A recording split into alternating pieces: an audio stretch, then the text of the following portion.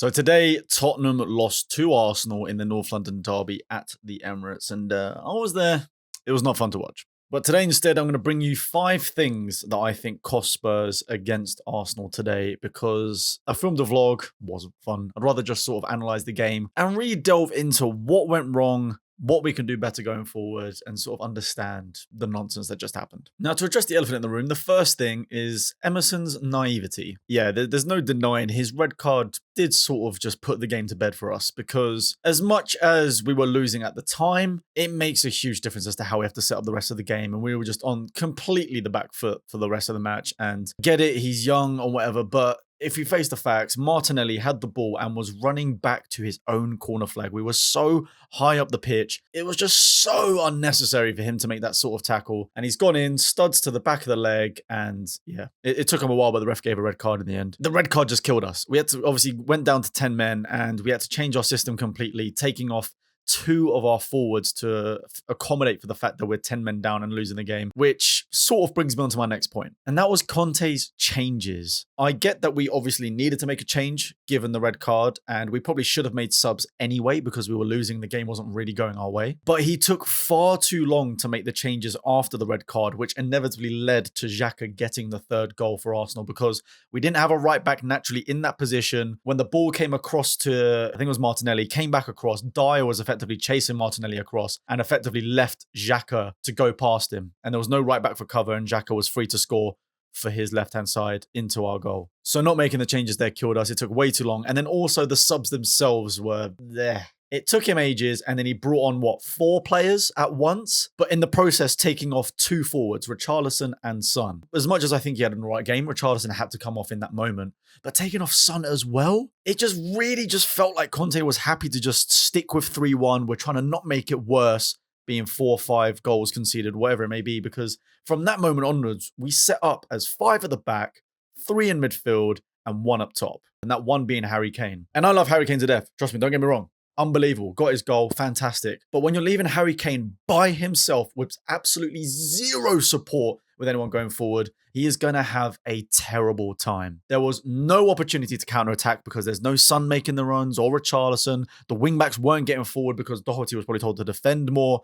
And obviously Perisic came off, so Sessegnon was being a little bit more defensive as well. And I remember this one chance that we had where Bentancur carried the ball forward and there was no one with him. In that sort of scenario, as weird as it is to say, I'd almost rather we kept Son as the one player that was forward, because at least, he's got the pace. He can chase a ball if the idea is, look, we're going to defend, hoof long, we need a player to run onto it. What, Kane's going to hold it up? No one's going to be in support of him? It just didn't work. Just in my opinion, from what I think in that situation, surely we go to a back 4, right? Set up in a 4-3-2. We're already losing the game 3-1 at this point. There is zero need for 5 defenders. So stick 4 at the back. We still get the 3 in the midfield, which is what we needed because we were getting overrun big time in midfield. And then at least we have the options of 2 up top, which probably would have been Kane and Son. So personally for me, I think Conte just got his tactics wrong in that situation. It just didn't really work out. Thirdly is the poor mistakes from Lloris. And partly Romero. That second goal was just abysmal. Obviously, Saka's cut in. He's had a shot. Lloris in that situation probably should and could have caught the ball, at least held onto it. Instead, it sort of hits him, comes back out to Romero, who's with Jesus and sort of scrambling, really. Sort of comes back off Romero towards Lloris. And again, in that second situation, it felt very simple for Lloris to just sort of hold onto the ball and keep it within him. But it somehow slides underneath Lloris, and Jesus is just there to really tap in while Romero is falling over him. So, yeah, I think it was a very, very poor moment for Lloris in that situation, which cost us a goal. And then, again, just put us straight onto the back foot in the second half. Romero also, just in general, didn't really have a great game. He gave away a couple of fouls. There was another chance where he actually kicked the ball forward and he lost the ball. He gave the ball away and he even put his hands up to the fans saying, look, I'm sorry, I didn't mean to do that.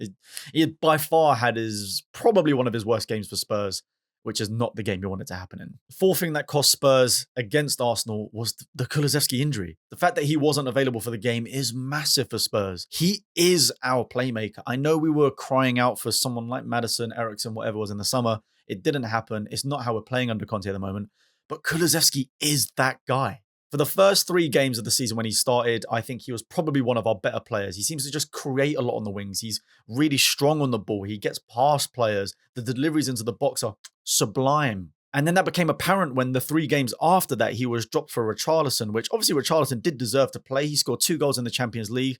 We needed to see what he was about in the Premier League as well. But then dropping Kulusevski, there was something missing in those games. And he had to come on in almost all instances to change the match for us. Even one of those coming on as right wing back, and it worked. And he was vital in that game against Leicester as well. That beautiful peach of a ball to the back post is almost trademark Kulusevski at this point. Cutting in, left foot, very Iron Robbing-esque, just, without the raw pace. But he doesn't need it because he's so strong and he's able to carry the ball forward and pass players so well. He doesn't need to be that quick. So yeah, I think he's absolutely crucial to our team going forward, and he needs to be back into the team as soon as possible. Hopefully the injury is nothing. I think he was at the Emirates today, not on the bench, but he was with the team, so it shouldn't be anything too serious. And then finally, the thing that cost us was just the will, or should I say lack of will, to not turn up in a North London derby. And the thing is, we're seeing this every single year when we come to the Emirates. It's not just when it's the Conte style of football, because I remember back when Poch was our manager, we were playing unbelievable style of football, attacking football, getting forward loads,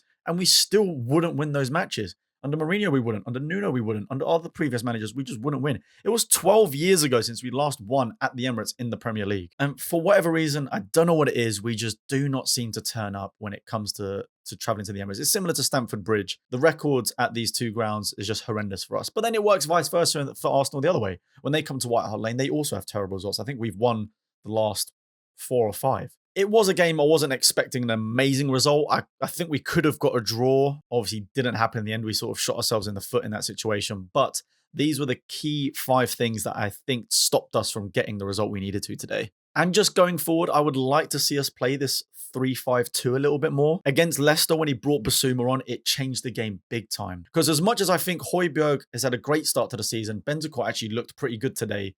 Despite the whole team not being their best. Even though they're doing well individually, our midfield is constantly getting overrun every game, especially against a team like Arsenal, who they play with like 5 midfielders, and even their defense join the midfield when they're on the attack. So we need more in the middle of the park. And I think we could even play Kulusevski right wing back. Like I said, he did that when he came on in one of our previous matches and looked pretty good. With the 3 more defensive midfielders that we have in Basuma, Bentancur, and Højbjerg, we don't need another defensive right back. Perisic is naturally a winger and he's playing left wing back perfectly fine. And I think Kulusevski can accommodate that on the right hand side as well by effectively transitioning into a 3-3-4 when attacking, because you've got the defensive cover from Højbjerg, Bentancur, and Basuma, and then we can attack with Perisic and Kulusevski on either wing, Kane and Son up top. Against Liverpool last year at home, we played 3-5-2.